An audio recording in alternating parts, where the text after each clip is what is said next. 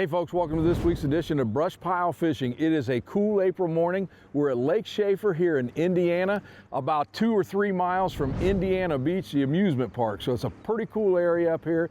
But today we're going to concentrate on early spring fish. I've got a great guest today. Charlie Hildreth is going to join us. So you stay tuned. We'll be right back with BrushPile Fishing. Many people look at a lake and feel a sense of calm serenity. Crappie fishermen feel the heart-pounding anticipation of the thump. That's why host Russ Bailey is addicted to crappie fishing. It's this addiction that takes Russ from the Midwest to the Deep South in search of the best lakes, techniques, and patterns from some of the best crappie anglers in the country. Right here on BrushPile Fishing. Hey folks, welcome back to Lake Shafer, and here's my guest, Charlie Hildreth. Charlie, how we doing? All right. Or as my daughter said, Charlie Hilltopper. Hey, that's okay. It's better than a lot of names.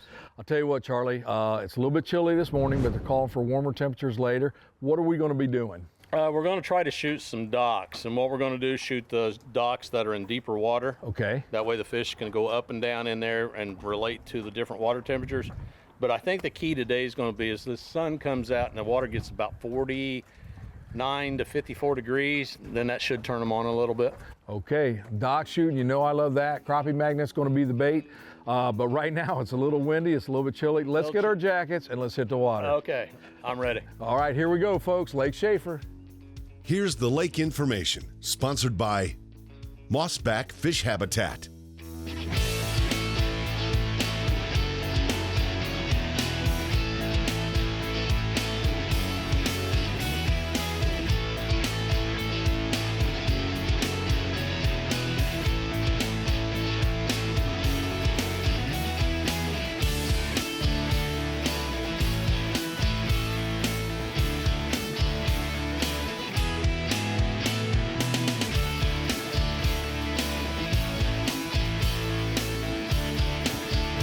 Your gear and conditions, sponsored by Cornfield Fishing Gear.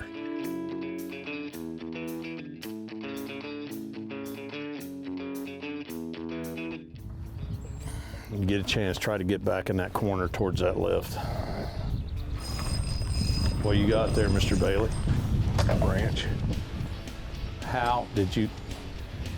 We're here to fish for fish. That was a good branch. How did you catch a branch? You put me right on it. There we go. That might be a decent fish. Oh yeah. How about 9-inch fish? What kind of limits they have here, Charlie? No size limit. Really? Just 25 per person per day. Good one just to get us started here. Hopefully we won't get bigger than this. Yeah, we'll get bigger than that. That's a black crappie. There we go. Well, that's every cast right now, folks.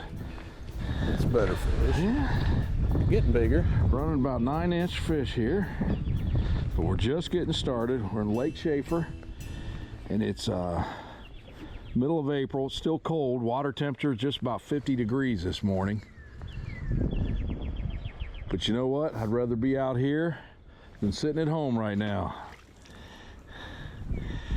We've got some wind, and air temperature's not bad, Charlie. We're about 45 degrees. Yeah, as soon as the sun warms this water up, the bite will just get better. And I know you've caught some pretty nice fish out of this lake in the past. Yes, I have. And then it's a combination of blacks and whites. Okay. I got one. What you got there, Charlie? All running Another about the same size. 9-inch, 10-inch fish.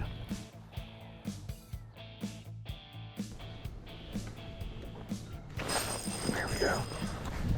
I'm gonna set my drag Sounded a little big, tighter. didn't it?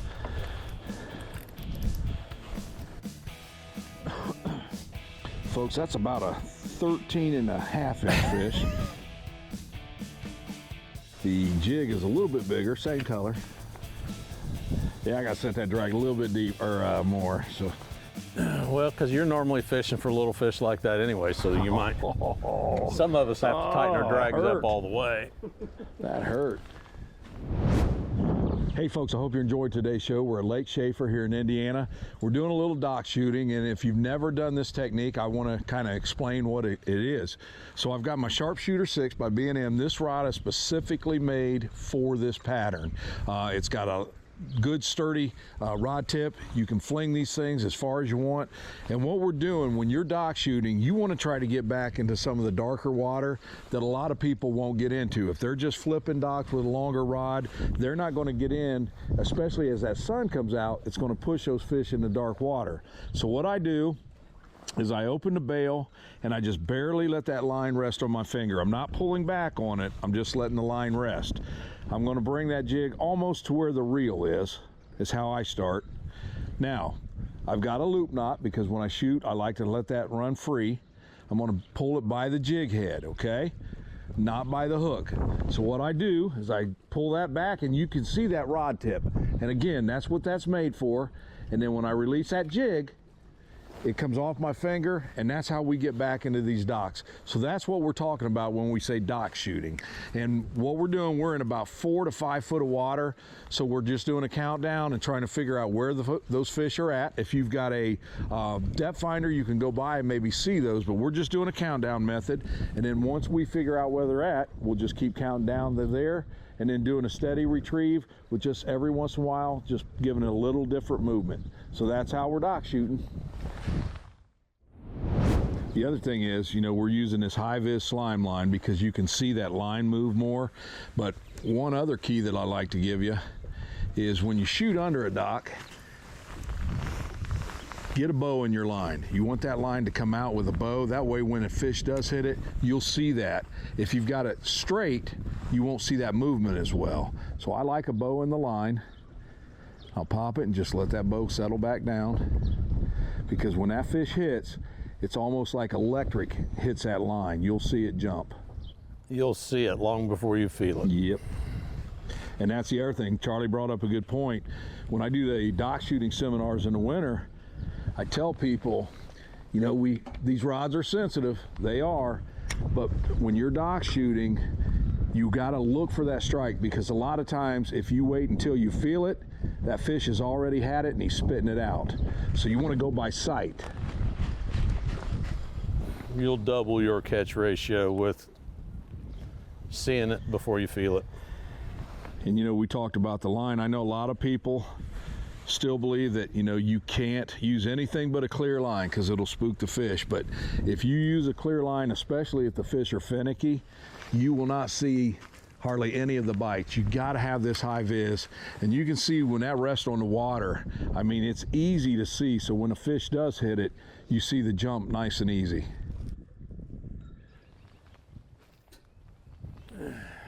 You always cast where I'm getting ready to cast to? Absolutely. If I think you're going to shoot there, I try to hurry up and get in there. But actually, as little fish as you catch, I should know not to shoot in that area. See what I mean? I've got him flustered now, folks. Doesn't take much. It's just, we just got to figure out how many, 1, 2, 3, 4, how to count down to where these fish are at. When you're jig fishing, they won't go down to get it, they'll come up to get it, so.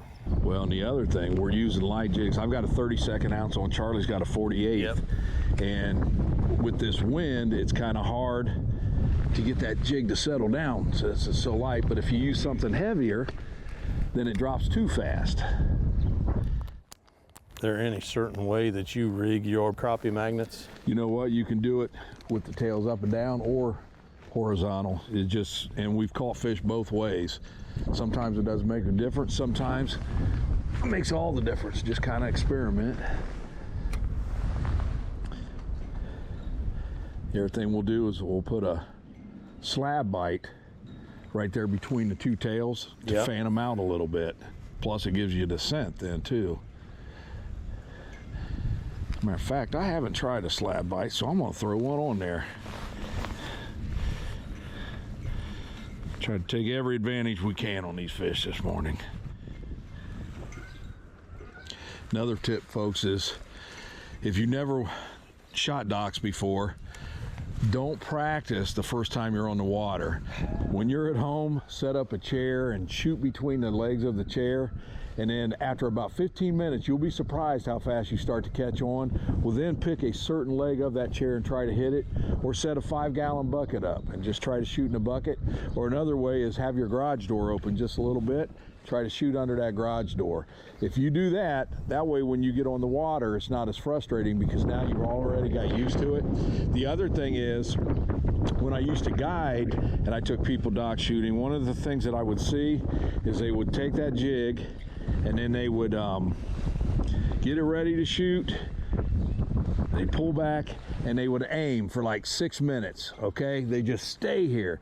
Okay, don't do that because that's even tougher. Just get it, look where he's shooting, and just let it go. Just let it go.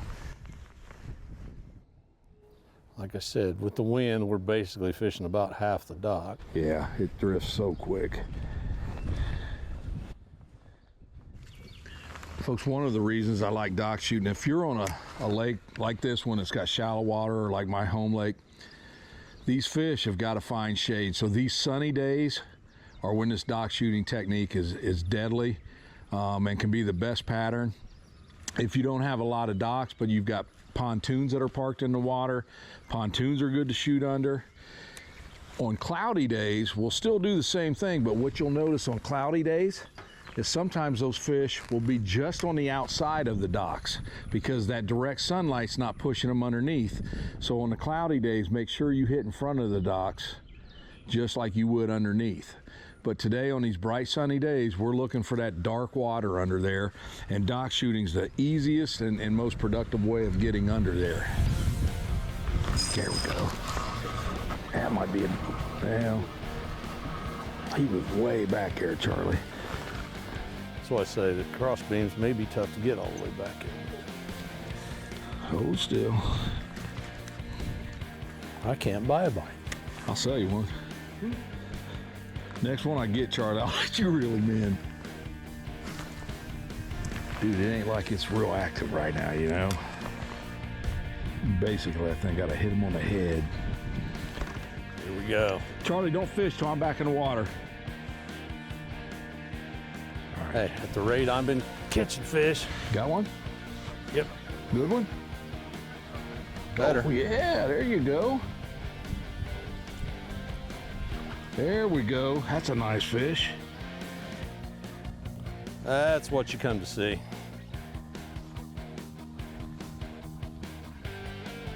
Looky, Russ, he swallowed that one. Yes, sir. Is that on the glow pop? Yep. All right. That has been an awesome color for me this spring. So Charlie, I'm using a spinning reel for this, but I notice you've got the old clothes face there. Yeah, a little underspin reel.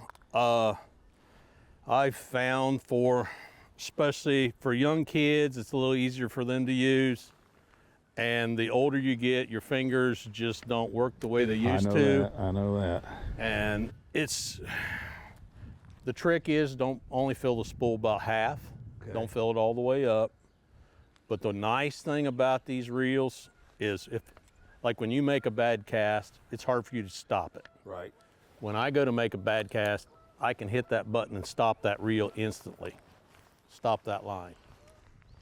So that button's got a lot of work from you today. Yeah, a lot of work. But for the price, you can get these for 19 bucks. They'll last you a long time. It's real simple, easy to use. Gotcha. Like you say too, when you're taking especially kids out. for beginners.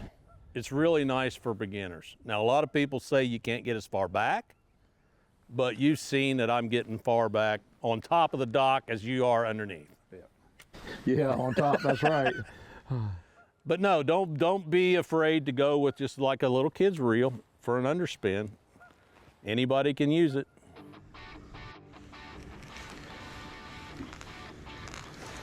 What you got there, Charles? Little one? Well, can't tell. Crappie? Yeah, it's a crappie. Here we go. Not too bad. That's 3 good keepers out here. That's another little keeper. They're starting to turn a little darker. Yep. Oh yeah. He's cold. He's like an ice cube. So as soon as the water warms up a little bit more, they'll be on fire. Yes, sir.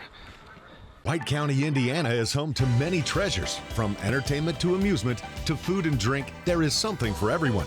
Of course, White County is home to Lake Shafer, a 10-mile-long reservoir featuring countless places to visit along the shore. There is the Indiana Beach Amusement Park, where you will enjoy food, rides, shopping, and lodging. Grab a bite to eat at the Riverside Pub and Restaurant, where the chef's specialty menu is sure to impress. If beer and wine are your thing, hit up the Copacetic Beer Factory or the White Horse Winery to sample the finest spirits Indiana has to offer. Or enjoy a cocktail from the Loose Lounge on Indiana's largest boat, the Madam Carroll, to get the best view of Lake Freeman.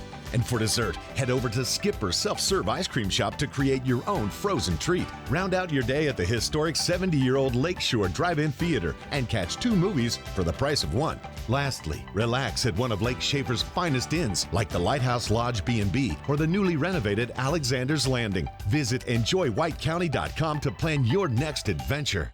Well, folks, we had to take a break because that sun has popped out and it is getting warm. Yeah. And 2 fat men starting to sweat is not a good thing. It was getting warm. I have went to a bigger body tail with some more action than the regular crappie magnet. That's called a slab curly. So we're just giving them 2 different presentations is all we're doing. Charlie still has a straight crappie magnet and I'm using the slab curly. Ooh, what have I got here? A little one.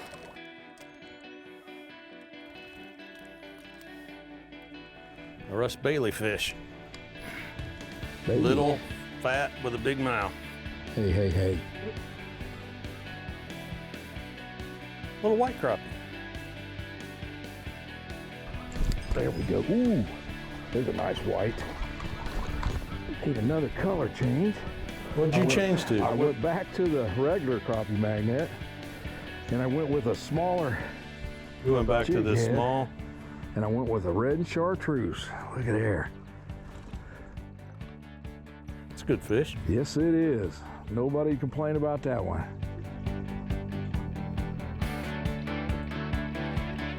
Uh-oh. It's a good fish. Boys. What you got there, Charlie? Oh, nice little black. That's 4 keep. That's a white. That's a white. 4 keepers out of this dog now. There we go. That's a good fish. Nice fat.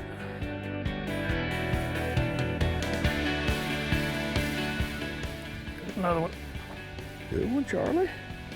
Yeah. That's a good fish.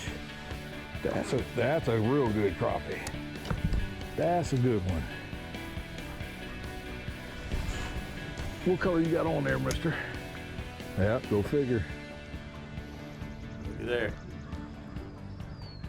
Good She's got fish. some eggs in her. Starting, ain't she? Yep, she's starting. I can't believe how cold these are. I mean, we got 50, almost 53 degree water temperature, but they feel like they're in about 40. Well, remember when we started, even the air temperature this morning, it was cold. Yeah, but you see how they're sucking it down in their mouth now, where we were hooking them right here in the soft spot earlier. It's a good pound fish, That's a good one. or bigger. I think it's about 3.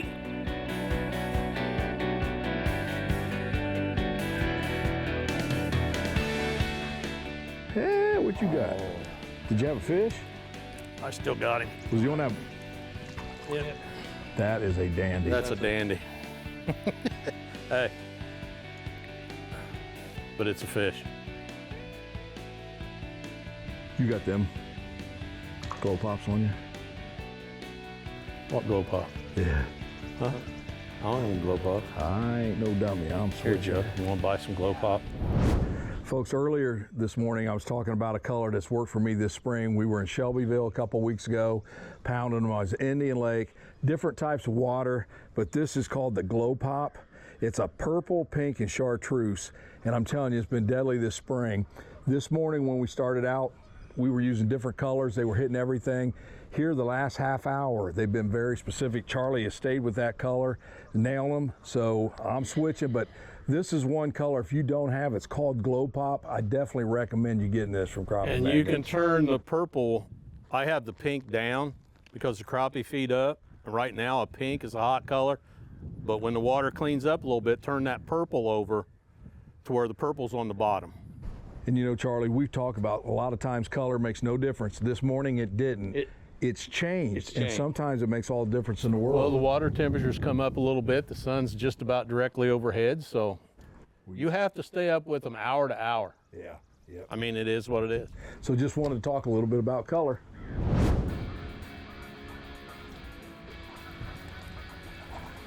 Little one? Yeah, little one.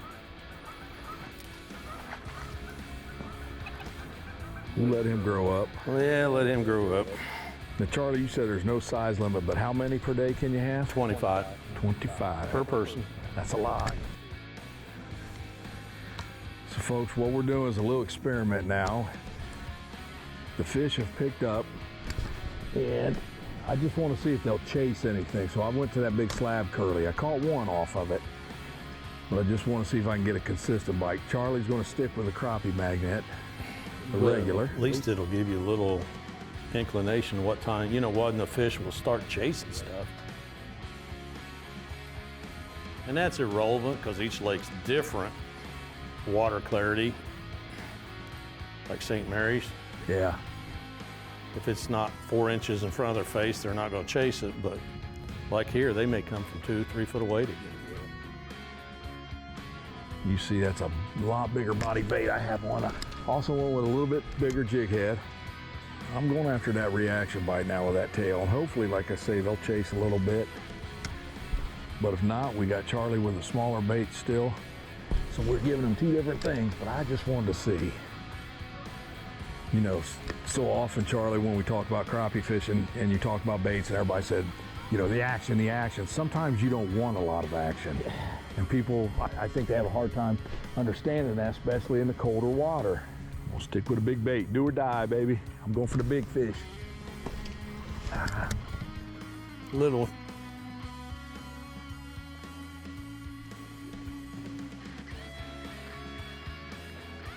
That's a good sign.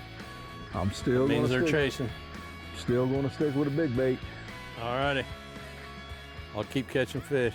You keep doing it, because I'm going for, and that's an important point, folks. If we's in a tournament and we're catching fish, I would stick with a bigger bait because you need 7 big ones. Yeah, but we haven't really come up with a total pattern yet. No, we haven't. And until you come up with a total pattern, I always suggest the partners using different baits, different colors, until, you know, it's definitely one or the other. And right now you're seeing the smaller bait definitely getting more hits. And now the BrushPile Gear Check, sponsored by Hook and Bullet Sunglasses. Hey folks, thanks for joining me. It's time for the BrushPile Gear Check. The rod we were using today is the Sharpshooter 6 by B&M. And like I talked about during the show, this is specifically designed for dock shooting. You can really rear back and let those jigs go. And that's the key to dock shooting. You're going to be able to get into spaces where no one else is fishing. A lot of people may, fish 1 or 2 foot under the dock. You're going to get back a lot further. The other thing I like about this is not only the depth that you can go back, but I like pinpointing an area. If I have an opening this big with this rod, I can actually shoot into those openings. And again, a lot of people may not try to do that. So as far as the line, we went with a 4-pound test slime line, and you want the high vis because like Charlie and I talked about, you want to see that line movement, because a lot of times if you wait until you feel it, the fish has already had it and he's spitting it out. So the 4-pound I like a lot better because you see the movement. Now, as far as the jigs, first of all, talk about what Charlie used most of the day was a crappie magnet. And I started out with these in the morning also. In the morning, we had several colors that they were hitting on. Anything from a clear colored bait to the red and chartreuse, pink and white. And the key for Charlie today, he was using one called a Glow Pop. and that's a chartreuse, pink, and purple all together. And Charlie had that for most of the day, caught a lot of fish on that. That was definitely the best color. Now, the other thing about the crappie magnet, the regular ones, they've got split tail, okay? And if you don't put a lot of action on it, they don't give you a lot. And these fish did not want to chase anything today. That was one of the keys. And I'll tell you something else that I tried to use. A lot of times I'll experiment and I want to see if those fish will chase a bigger bait, okay? The water warmed up, the sun came out, and once they became active, I wanted to see if they would chase something bigger in hopes not that I would catch more fish, but maybe target bigger fish. So the rest of the afternoon, I stayed with the bigger bait. I went with a slab curly. I did catch 1 or 2 on the slab curly and they were nice fish, but I only had probably 1 or 2 hits other than the 2 that I caught on this. They did not want the bigger bait. They did not want to chase it. But if I was fishing a tournament, I would have done the same thing. I would at least experimented with the bigger bait, because you've heard that thing a lot of times, bigger fish, bigger baits. That's what I went after today. But we proved our point today. They did not want a big bait. They didn't want to chase. And you just experiment. So I hope you learned a lot. This is the equipment we used today. Thanks for joining us for today's Gear Check. Well, hey folks, I hope you enjoyed today's show. Charlie, it's always good to see you, man. Yep. Good to fish with you. Yep. And folks, I hope you learned a little bit about dock shooting today. We got to show the technique, kind of break it down a little bit for you. Also got to talk a little bit about color today, when it matters, when it doesn't matter. And also we got to experiment using a big bait compared to a smaller bait. Big bait to small bait. Today the small bait done better, but that doesn't mean tomorrow the big bait. But always experiment. Don't just say, this is the key. Just experiment all day long. And I'm not gonna lie to you, Charlie, when I put that bigger one on, when the bite kind of turned on, I really thought I'd be able to plow a couple big fish. I caught 1 fish on the bigger bait, and I had 1 other hit. Other than that, they did not want what that big it bait. kind of tells me, if I was coming back, Yep. I would go with small baits. Absolutely. Until the water gets up to about 60 degrees, and then they may follow that bigger bait. Well, I'll tell you what, I've had a ball here today. Shafer Lake, or Lake Shafer, is a beautiful place. And folks, you will not run out of docks to fish, will they? No, and when you come to the lake, don't just start fishing docks. What I do, and my key that I do, any new lake, I will troll around with big motor and find the biggest docks I can find. Okay. And then I'll start on the biggest dock. That's not saying some of the little docks are the best, but start on the biggest docks you can find. The more shade, the better. The more shade. So there you have it, folks. I hope you enjoyed it. You stay tuned, because we'll be back again with BrushPile Fishing.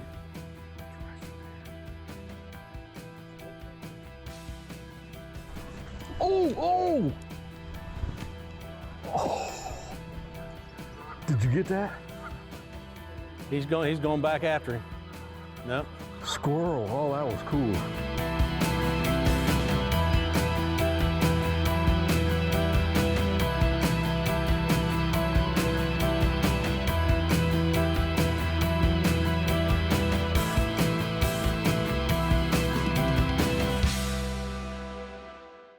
Special thanks to B&M Pole Company, War Eagle Boats, Crappie Magnet, Slime Line Fishing Line, Cornfield Fishing Gear, Eye-Hole Jig, Easy Drift, Driftmaster, Offshore Tackle Company, Power Pole, Mossback Fish Habitat, Hook and Bullet Sunglasses, White County Tourism in Indiana, Garmin,